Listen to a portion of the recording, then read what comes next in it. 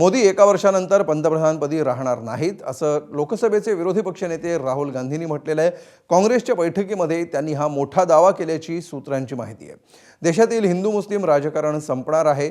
गरिबी आणि श्रीमंती हा देशातला सगळ्यात मोठा मुद्दा असेल, महागाई हा सर्वात मोठा मुद्दा असेल असं राहुल गांधींनी म्हटलं।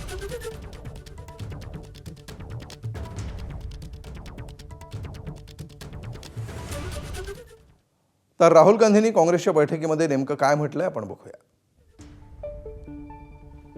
एक वर्षानंतर मोदी पंतप्रधानपदी राहणार नाहीत।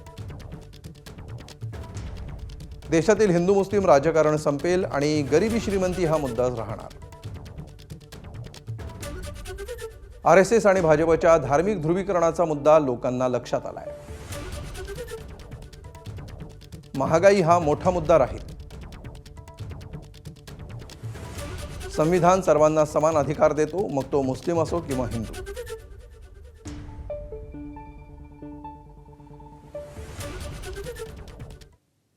दरम्यान राहुल गांधींच्या मोदी सरकार कोसळण्याच्या वक्तव्यावर भाजप खासदार संबित पात्रा आणि मुख्यमंत्री देवेंद्र फडणवीस यांनी काय म्हटलंय बघूया।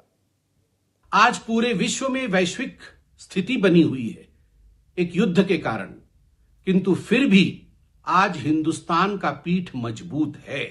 मगर राहुल गांधी जिस प्रकार से दंगे करवा करके, जिस प्रकार से अराजकता के माध्यम से सरकार गिराने की साजिश रच रहे हैं, कल के उस वक्तव्य से बिल्कुल स्पष्ट होता है भारत में लोकतंत्र को कैसे समाप्त करना है, भारत में अराजकता कैसी लानी है, उसकी जो प्लानिंग हुई थी उस प्लानिंग का कहीं न कहीं कल लीकेज हुआ है राहुल गांधी के इस वक्तव्य से। गांधी यांनी काँग्रेसच्या बैठकीत दावा केला की केंद्र सरकार पुढच्या 10 महिन्यामध्ये कोसळेल। मुंगेरी लाल के हसीन सपने अशा प्रकारची एक सिरियल यायची, त्याच्यापेक्षा जास्त हे काही नाही। एबीपी माझा, उघडा डोळे बघा नीट।